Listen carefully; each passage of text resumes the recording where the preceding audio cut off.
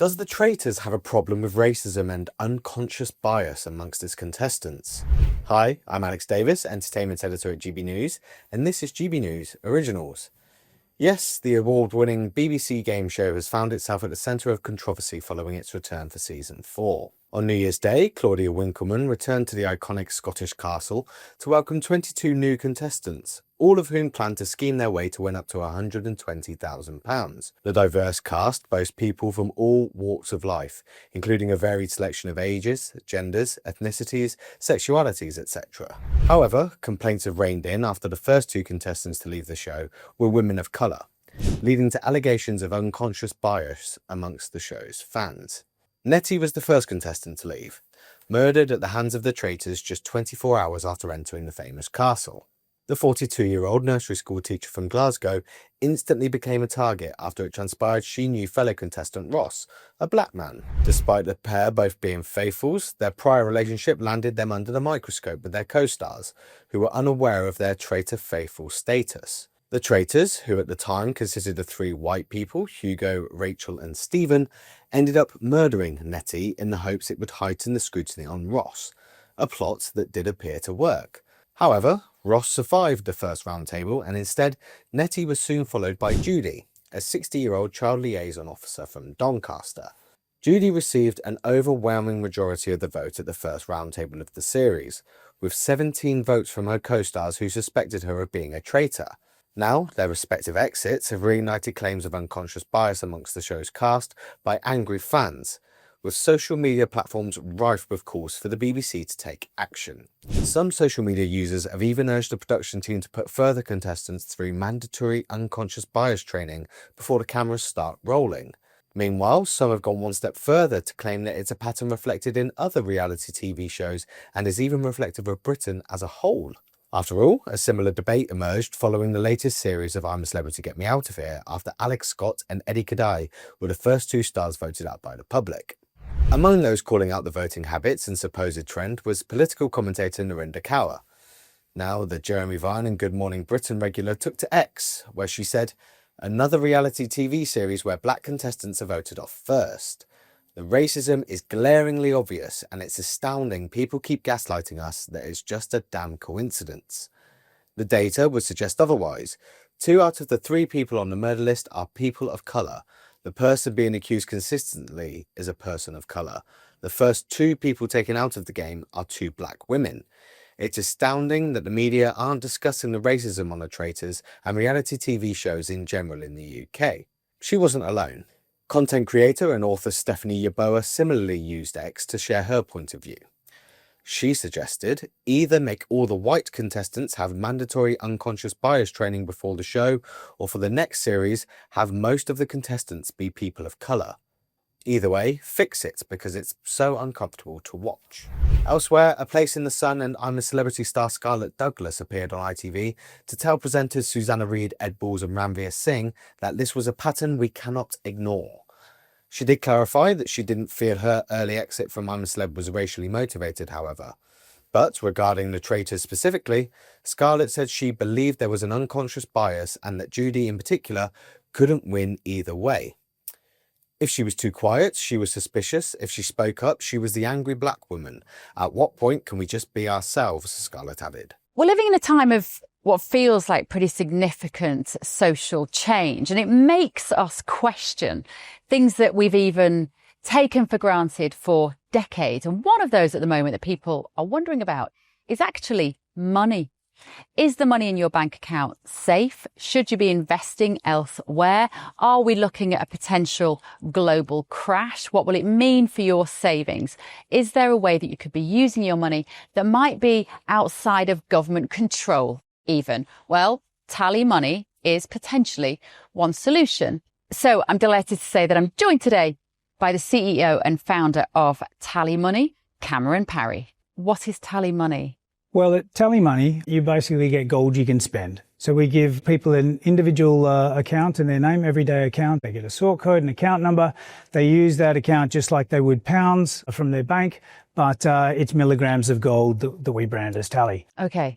Why would you do that, though? What is the benefit to the customer instead of just having a normal pound sterling account?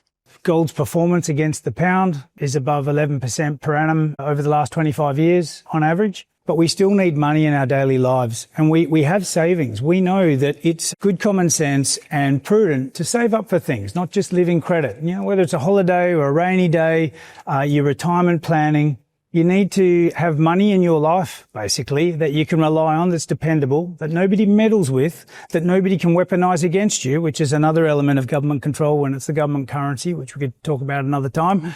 And it should be pretty simple and straightforward, and that's what we deliver at Tally. And really, we just want people to feel safe and happy with their money. There was a time when the bigger your bank balance, the more confident you felt. Now it's like, I need to do something with it. I can't leave it there. In Tally, you can. Okay, brilliant. Cameron Parry from TallyMoney, thank you so much. Thank you, Bev.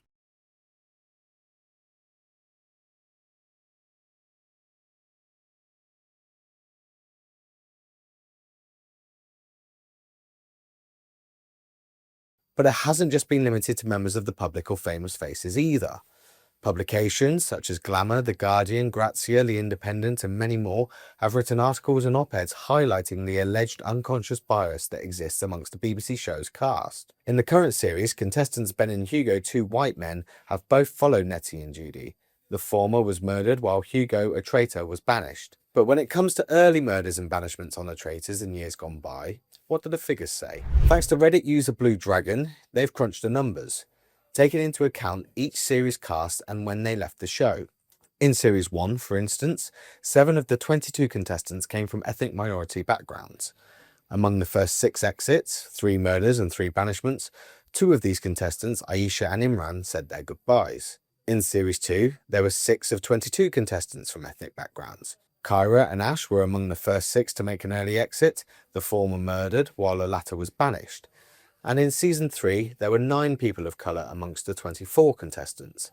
The first 3 murdered were all from ethnic minority backgrounds, while Armani was the 3rd contestant banished at last year's round tables.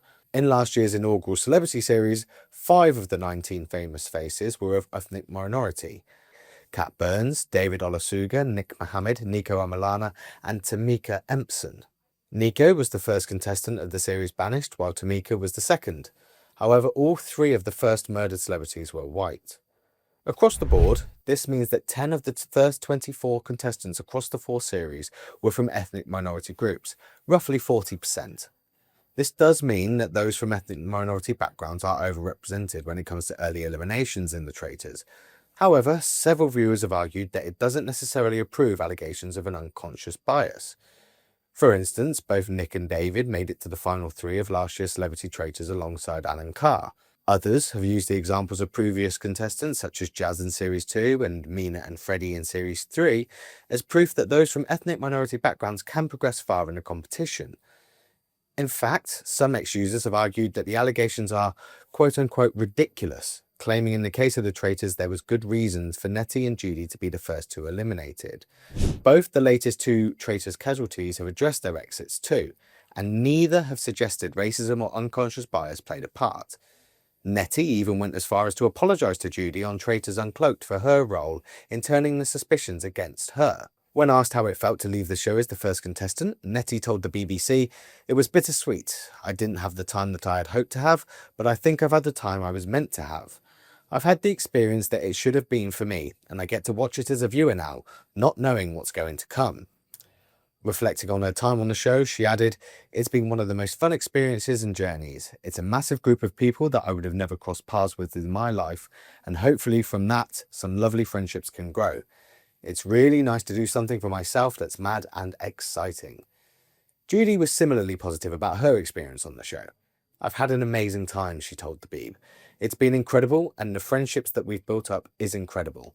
It's a unique situation that we've all been in together, and I've loved every minute of it." So do you think the Traitors has an issue with unconscious bias and racism amongst its contestants? Let us know in the comments. Become a friend of GB News for free, a brand new way to be part of our community. As a friend of GB News, you'll access in-depth opinion, analysis, documentaries and behind-the-scenes videos. Have your voice heard on your say. Take part in You Decide polls. Watch GB News anywhere, anytime, live or on catch-up. Become a friend of GB News today for free. Go to gbnews.com/friend today.